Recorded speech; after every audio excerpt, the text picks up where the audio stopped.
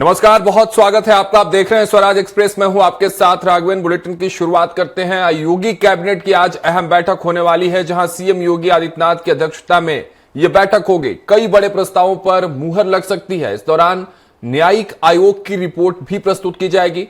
यह नीति आगामी 5 सालों तक लागू रहेगी, जिसमें टैरिफ वार को ध्यान में रखते हुए निर्यातकों और कारोबारियों को विशेष रियायतें देने का प्रावधान किया गया है। इसके अलावा पैतृक संपत्ति के बंटवारे की रजिस्ट्री मात्र 5,000 रुपए शुल्क पर करने का प्रस्ताव भी विचार की संभावना है। तो देखिए, बड़ी खबर है, क्योंकि लखनऊ में आज योगी कैबिनेट की यह अहम बैठक हो सकती है। सीएम योगी की अध्यक्षता में यह बैठक आज होने वाली है और न्यायिक आयोग की रिपोर्ट भी इस बैठक में प्रस्तुत की जाएगी।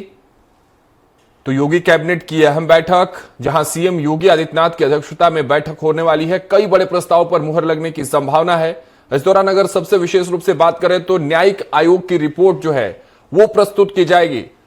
यह नीति आगामी 5 सालों तक लागू रहेगी, जिसमें टैरिफ वार को ध्यान में रखते हुए निर्यातकों और कारोबारियों को विशेष रियायतें देने का प्रावधान किया गया है। यानी जिस तरह से अमेरिका के टैरिफ वार से पूरा देश एक साथ एकजुट नजर आ रहा है, एक अलग नीति, एक अलग रणनीति इस टैरिफ वार के विरोध में बनाई जा रही है, उसको लेकर भी आज सीएम योगी के इस अहम बैठक में बातचीत हो सकती है। कारोबारियों के लिए, जो लोग व्यवसाय में हैं, उनको कहीं ना कहीं एक लाभ पहुंचाने की कोशिश इस पूरे बैठक में होगी। उनको इसके अलावा अगर बात कर ले तो पैतृक संपत्ति के बंटवारे की रजिस्ट्री को लेकर भी जो है एक बड़ा लाभ जो है वो देखने को मिलेगा। रजिस्ट्री मात्र 5,000 रुपए शुल्क पर करने के प्रस्ताव पर भी विचार हो सकता है। हमारे सहयोगी पवन सिंह और अधिक जानकारियों के साथ लखनऊ से सीधे जुड़ रहे हैं, उनसे समझते हैं। पवन, कितना खास, कितना अहम होने वाला है आज का यह बैठक योगी आदित्यनाथ का? बिल्कुल राघवेंद्र, देखिए, मुख्यमंत्री योगी आदित्यनाथ की अध्यक्षता में आज कैबिनेट बैठक आयोजित की गई है लोक भवन में। अभी आज कैबिनेट करीब 11 बजे के बाद से कैबिनेट की शुरुआत होगी। कैबिनेट में कई ऐसे अहम मुद्दे हैं जो बड़ा पब्लिक के लिए काफी लाभप्रद होगा।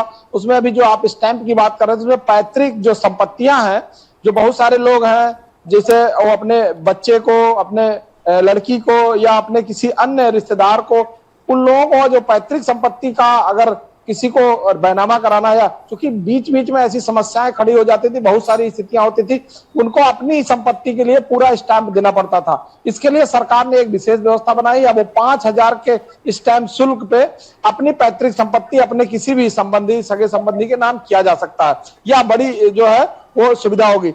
इसके अलावा आउटसोर्सिंग पे एक आउटसोर्सिंग सेवा निगम का गठन किया जाना है, जिसपे इस बार आज इस कैबिनेट बैठक में रखा जा सकता है। इसमें जो जानकारी मिली है, इसमें बैठा रखा जाएगा, क्योंकि इसमें जो आउटसोर्सिंग से जो लोग नौकरी करते हैं उनके भविष्य पूरी तरह से अधर में रहता है।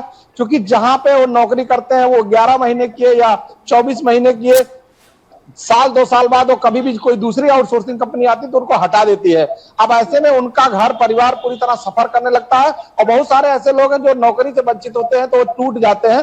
फिर उनकी मजबूरी बन जाती है गांव वापस जाना या किसी अन्य व्यवसाय में, अन्य काम में लगना। तो ऐसे में उनका भविष्य सुरक्षित हो पाएगा अगर इस गठन का जो है वो सही इम्प्लीमेंटेशन होता है तो। उसके अलावा औद्योगिक निवेश, जो रोजगार है, उस प्रोत्साहन की 2022 के तहत एक नीति बनाई गई थी, जिसको लेकर के अब कंपनियों को लेटर ऑफ कंफर्ट, एक जो मतलब एक सिंगल विंडो सिस्टम जो बनाया गया था, उसमें ये नीति काफी कारगर साबित होगी, जिससे कि बहुत सारे लोग जो उद्योग लगाना चाहते हैं उनको काफी राहत मिलेगी। इसके अलावा जो संभल की रिपोर्ट पेश की गई थी, उस रिपोर्ट के पेश होने में भी उस रिपोर्ट पे कैबिनेट आज उसमें बात करेगी, क्योंकि मुख्यमंत्री बिल्कुल पवन, और कई मायने में यह बैठक महत्वपूर्ण होने वाली है। इसका असर भी देखने को मिलेगा आने वाले दिनों में। बने रहिएगा हमारे साथ, आगे और भी खबरों पर आपसे जानकारी लेंगे। तो देखिए, सीएम योगी आदित्यनाथ की अध्यक्षता में यह बैठक, जहां कई अहम प्रस्तावों पर आज मुहर लगते नजर आएगी।